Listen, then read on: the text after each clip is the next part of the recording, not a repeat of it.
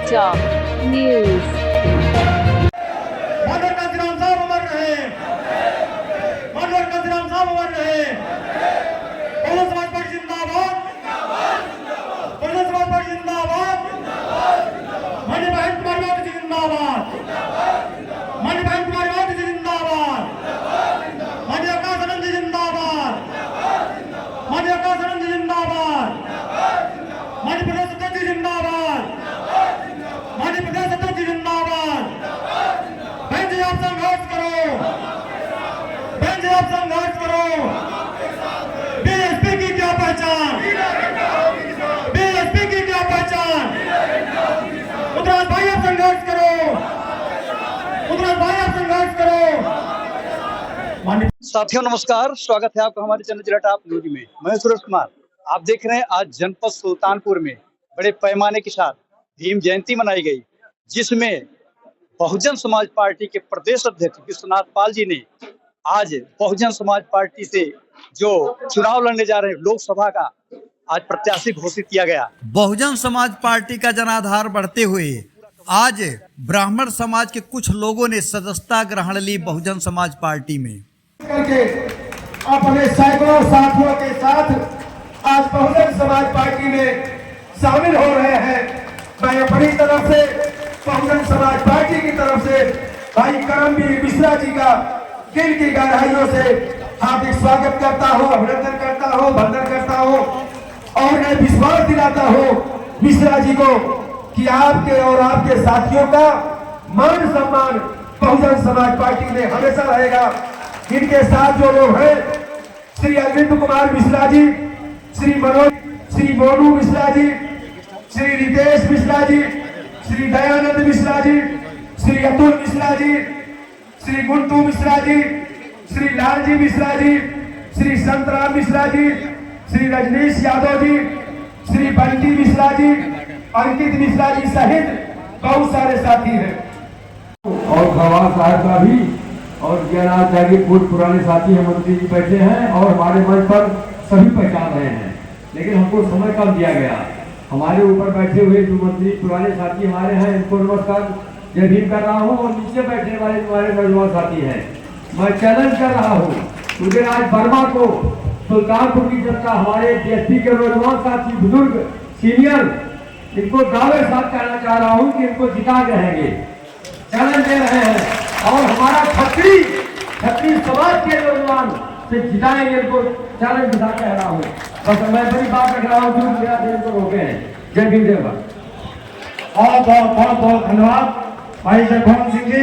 अभी आपने बड़ी ऊर्जा के साथ अपने समाज के साथ साथ समाज के अंदर ऊर्जा देने का काम किया। अब हम चाहेंगे कि बहुत ही सीनियर साथी, तो साथियों कद तो हमारे भी पूरा हो रहा है और मैं अपने मुसलमान भाइयों से निवेदन करता हूं कि अगर सांप्रदायिकता के इस जहर को खत्म करना है, उस पर कैंची चलाना है, सांप्रदायिकता रूपी इस परिंदे का फर काटना है और देश में अमन चैन कायम करना है, तो उस हमारे कद के साथ आप जुड़ करके कदम ताल करके और दिल्ली तक बहुजन समाज पार्टी के प्रत्याशी को पहुंचाने की आपकी क्षमता है और इतना बड़ा समीकरण किसी पार्टी के प्रत्याशी के पक्ष में नहीं है।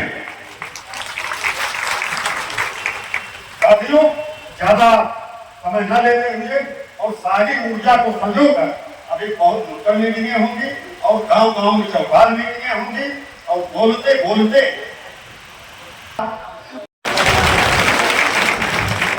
समीकरण इतना बढ़िया है, आज रात को भाजपा वालों को नींद हराम हो जाएगी। साथियों,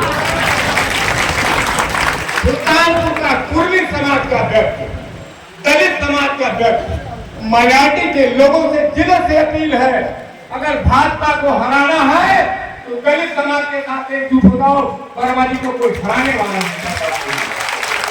साथियों, एक इतिहास है समाजवादी पार्टी का, यादव और मुसलमान जिंदगी में कभी नहीं उत्तर प्रदेश में नहीं जिता पाएगा। आपने इतिहास देखा है, जब भी दलित वोट के साथ माइनॉरिटी आना है, हम चुनाव जीते हैं। राम रतन यादव जी, ताहिर खान जी, माननीय मंत्री विनोद सिंह जी, माननीय जयवंत सिंह जी और आपके तमाम विधायक जो माननीय भैया भारती जब भी चुनाव जीते हैं, दलित और मुसलमान के पद पर चुनाव जीते हैं, मैं भी थोड़े वोटों से 4,500 वोटों से लहुआ पे बात किया गया, कोई बात नहीं है, लेकिन वर्मा जी आश्वासन देता हूँ, अब आज सुल्तानपुर की धरती पर आपको हराने वाला कोई पैदा नहीं है, लेकिन के लोगों से भाइयों अपने समाज के पूरे सुल्तानपुर से दौड़ के बताओ, माइनॉरिटी के लोगों को इतना बढ़िया मौका भाजपा को हराने के लिए कभी नहीं मिलेगा। एक बीजेपी प्रत्याशी को यहाँ से भगाओ, जिसने कुछ नहीं किया है सुल्तानपुर के लिए।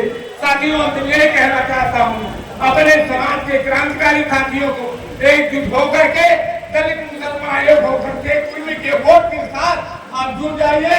आप चुनाव जीते हुए हैं, आज के लोगों की नींद हराम हो जाएगी। बहुत बहुत धन्यवाद भाई चौरसिया जी, आपने गाड़ी में सागर भरते हुए सभी के दिलों में ऊर्जा भरने का काम किया। धन्यवाद।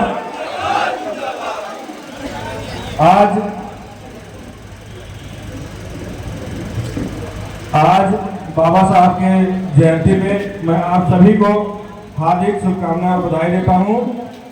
यहाँ पे मौजूद सभी बूथ अध्यक्ष से लेकर के जितने भी लोग सामने बैठे हुए हैं, मैं सबका दिल से स्वागत और अभिनंदन करता हूं, जिन्होंने अपना अमूल्य समय निकाल करके यहाँ आने का काम किया है और सही दिशा में काम करने का काम किया है। मंच पे बैठे सभी सम्मानित माननीय प्रदेश अध्यक्ष जी और माननीय सभी सेक्टर के प्रभारी महोदय, जिला कमेटी के सभी जितने भी हमारे सम्मानित पार्टी के जिम्मेदार सदस्य यहाँ बैठे हुए हैं, मैं सबका एक बार फिर से दिल से स्वागत और अभिनंदन करता हूँ। जैसे कि आप लोग जानते हैं कि सभी लोग बार बार नाम ले चुके हैं, मैं सभी के नाम से जोड़ते हुए मैं सबका सामने बैठे और मंच में बैठे सभी का स्वागत और अभिनंदन करता हूँ। अभी थोड़ी देर पहले जो हमारे सीनियर हैं, सीनियर वक्ता जो हमारे पार्टी के हैं, जो हमारे सीनियर नेता हैं हमारे समाज के हैं और सारे समाज के लोग, जिन्होंने भी अच्छी अच्छी बात अपनी सारी बातें बताई है। जैसा कि आप लोग चाहते थे कि सुल्तानपुर से कोई बैकवर्ड प्रत्याशी आए, तो आप लोगों के बीच में माननीय बहन जी ने मुझे आशीर्वाद देने का काम किया है। मैं संगठन के सभी लोगों का और माननीय बहन जी का दिल से स्वागत और अभिनंदन करता हूँ। आप लोगों की मांग थी, यहाँ पे मौजूद सभी लोग लगभग मेरे मिलने वाले हैं, जानने वाले हैं, चाहे वो पार्टी के हैं या किसी भी समाज के हैं, सभी लोगों का हमें हमेशा प्यार और दुलार मिलता रहता है। लोग हमें, बहन जी ने मुझे आशीर्वाद देके आपकी विनती को सुन के बहन जी ने मुझे भेज दिया है, लेकिन आगे की जिम्मेदारी आपकी बनती है। मैं तो आपके हिसाब से चल सकता हूँ, लेकिन आगे की सारी जिम्मेदारी आपकी बनती है। मैं वादा करता हूँ आप लोगों से कि जितनी भी मेहनत मुझे करनी पड़ेगी मैं करने के लिए तैयार हूँ, बस आप लोग तैयार हो जाइए। इस बार बहन जी को ये सीट जीत के देनी है हमें। इस बार हमें, जैसे कि अभी कुछ मीडिया बंधु ने हमारे साहब से पूछा कि कितनी सीटें, तो 80 की 80 सीटें जाने वाली है। इस बार बहन जी ने सारे डिसीजन बहन जी के अच्छे हैं, सारे समाज के लोगों को अच्छा टिकट बांटने का काम किया है और देखते ही देखते अपने पार्टी की सारी सीटें लड़ाई में आ गई है। चाहे आप फैजाबाद देख लीजिए, पांडे जी का हुआ है, चाहे आप अम्बेडकर नगर देख लीजिए, जहां भी आप देखेंगे सारी सीटें लड़ाई में आ गई। जिस तरीके से लोग गठबंधन की बात कर रहे हैं, जो इंडिया गठबंधन, गठबंधन खाली गुमराह है, गठबंधन रह ही नहीं गया है। मैं इस मंच से किसी का नाम नहीं लूंगा, लेकिन आप जानते हैं पूरा गठबंधन टूट गया है। इस गठबंधन में कोई बचा ही नहीं है। लड़ाई में वैसे भी अगर सुल्तानपुर की बात करें तो सपा यहाँ हमेशा कभी तीसरे स्थान से दूसरे पे मिले गए हैं, लेकिन बसपा हमेशा पहले से दूसरे स्थान पे लड़ने का काम करती है। इस तरीके से समीकरण और सारी चीजें सब कुछ आपके पक्ष में है। जैसे कि यहाँ पे सारे समाज के लोग हैं, मैं सबसे एक चीज सवाल पूछना चाहता हूँ। आपने सपा की भी सरकार देख ली, भाजपा की भी सरकार देख ली, बसपा की भी सरकार देख ली, माननीय बहन जी ने जो काम किया क्या किसी सरकार से कम किया है? सबसे पहले अगर किसी ने एक्सप्रेसवे बनवाने का काम किया है तो आगरा से दिल्ली माननीय बहन जी ने किया है, और आज भी वो सबसे अच्छा एक्सप्रेसवे है। आप उसमें कभी जाइए तो आपको महसूस होता है कि हाँ अच्छा काम हुआ है। उसके बाद दूसरे एक्सप्रेसवे उठा लीजिए, अभी पूर्वांचल एक्सप्रेसवे बना हुआ है, अगर गलती से गाड़ी आपकी 130 और 40 की स्पीड में हो गई तो जम करके बाहर आ जाती है। माननीय बहन जी ने हर गांव में ऐसे लोगों को जो है नौकरी देने का काम किया है सफाई कर्मी के रूप में, जिसमें हर समाज के लोगों को लाभ मिला है। जो कह सकते हैं आप कि पढ़े लिखे नहीं थे, जिनको कोई नहीं पूछता था, उसे माननीय बहन जी ने उठा के सरकारी नौकरी दे दिया। और आपको ज्यादा दूर ढूंढना नहीं, आपके एक गांव में हर गांव में 2 लोग सफाई कर्मी, 3 लोग, 1 लोग, हर ग्राम सभा के 2-3 लोग सफाई कर्मी हैं, जिनकी वजह से अपना बहन जी की देने की वजह से बिना पढ़े लिखे लोग सफाई कर्मी हो गए। ऐसी नौकरी आज तक किसी सरकार ने नहीं दिया। इस सरकार में आप देखिए पेपर लीक हो जा रहा है। मुझसे एक पत्रकार महोदय ने पूछा कि बहन जी से सख्त सरकार तो बाबा जी की है। हमने कहा जो बाबा जी की सरकार है पेपर तो दिला नहीं पा रही है, सख्त बहन जी से कैसे? बहन जी की सरकार में हर अधिकारी 10 बजे अपनी कुर्सी में बैठ जाता था और कोई किसी भी कपड़े में जाए, जूता चप्पल जाए, जज नहीं करता था कपड़े से, उसके इंसानियत से जज करता था इसकी समस्या क्या है। लेकिन इस सरकार में आप चाहे मुख्यमंत्री पोर्टल पर ऑनलाइन कर दे, चाहे जहाँ करते, तमाम लोगों की घर घर की एक ही समस्या है। क्योंकि मैं आप लोगों से जुड़ा हूँ, मैं जमीन से जुड़ा हूँ, मैं घर घर लोगों की समस्या जानता हूँ।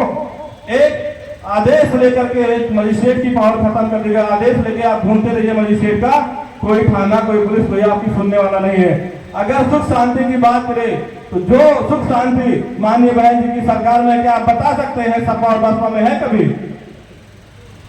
कभी है? ऐसे जितने भी आप जो पेपर लीक हुआ है मेरी जानकारी में, मेरे जिले के जिनका गोरखपुर गया था, बरेली गया था, कई मंडलों में जिनका पेपर देने गए थे, कितने बेचारे ऐसे हैं जो बर्बाद होने की स्थिति में है, जिनको इस बार नौकरी नहीं मिली, पेपर रद्द होने के बाद तो कभी नौकरी नहीं पाएंगे। बताइए जीवन भर पढ़ाई लिखाई की है कितने लोग उसमें। मैं ऐसा जानता हूँ जो किराया मांग के लिए करता हूँ कि आप लोग सब कुछ भूल के, जैसे अभी कुछ सुनने में आया था कि लोग कहते हैं, कहीं से सुनने में आया कि बहन जी तो हमेशा बीजेपी को जिताने के लिए काम करती हैं, लेकिन इस बार का समीकरण देखिए, बहन जी ने बीजेपी की नाक में दम कर दिया है। बहन जी ने उसी अभी जब पश्चिम की लिस्ट आई तो मुस्लिम का ज्यादा नाम आ गया, तो लोगों ने मुझसे सवाल करना चालू कर दिया कि कैसे ज्यादा नाम आ गया। तो मैंने कहा जिसकी जितनी संख्या बारी उतनी उसकी हिस्सेदारी, सब यही चाहते हैं, तो बहन जी ने भी यही किया। बाकी लिस्ट देख लिए तो ब्राह्मण का भी नाम आया, कुर्मी का भी नाम आया, सारे बिरादरी का, सारे समाज का नाम आया जिसकी जितनी हिस्सेदारी है। पाल समाज को तो मुझे लगता है कि नाम मात्र ही टिकट मिलता था, लेकिन देखिए बहन जी ने 5 से 6 टिकट देने का काम किया प्रदेश में। ऐसे हर समाज के, हर दबे कुचले समाज को बहन जी ने उठाने का काम किया है। हमेशा बहन जी दबे कुचले समाज के साथ और गरीब के साथ हमेशा रही है, खड़े होने का काम किया है। अगर हम लोगों को आज आगे बढ़ना, अपनी लड़ाई लड़ना है, हमारी सबसे बेसिक जरूरी शिक्षा है। बाबा साहब ने हमारे लिए इतना संघर्ष किया है, हमें 1 वोट का अधिकार दिलाया है, और 1 वोट की कीमत क्या है? जैसे अभी साहब ने कहा था कि लोग बताते हैं आपके वोट की कीमत है, आपकी कीमत बता के आपको खुश कर देते हैं और उसको आप खरीद लेते हैं, जो कि वोट की कोई कीमत नहीं है। जिसने वोट बेच दिया उसने अपना भविष्य बेच दिया, क्योंकि आज उस बाबा साहब ने अपने आल औलाद तक कुर्बान कर दिए थे आपको 1 वोट का अधिकार दिलाने के लिए। तो हमें आपको हमारा फर्ज बनता है, आज हमें बाबा साहब की जयंती पे उनकी सोच और विचारधारा को धारण करना है।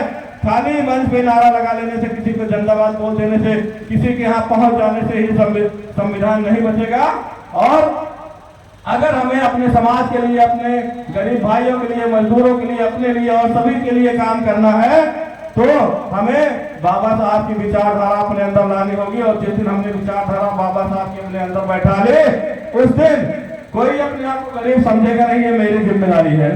जिस दिन बाबा साहब के विचार पे आप आ गए, जिस दिन आप अपने वोट का अधिकार समझ गए, जिस दिन आप अपने वोट का अधिकार समझ करके अपना जनप्रतिनिधि, जैसे कि आप जानते हैं, अपना जनप्रतिनिधि जो आपकी समस्या को समझ सके, जो आपकी समस्या को समझ सके, जो आपसे मिल सके, जिसकी आप अपनी बात कह सके, अगर जिस दिन आपने सही सोचकर सही वोट का डिसीजन ले लिया, उस दिन आपको परेशान करने वाला कोई नहीं होगा। मैं ज्यादा समय आप लोगों का नहीं लूंगा, क्योंकि आज जगह जगह पे प्रोग्राम है और माननीय प्रदेश अध्यक्ष जी हमारे बैठे हैं, हमसे बहुत सीनियर वक्ता है। मैं चाहता हूं कि आज आप इन लोगों के लिए, मैं तो आपके घर का हूं, इसी के साथ मैं एक बार फिर से सबका स्वागत और अभिनंदन करता हूं और दिल से आभार करता हूं, और पार्टी नेतृत्व का दिल से आभार करता हूं जिन्होंने मुझ पर विश्वास दिलाया है। और मैं पार्टी के नेतृत्व को और पूरे नेतृत्व को विश्वास दिलाता हूं कि मैं इनके विश्वास पे खरा उतरूंगा।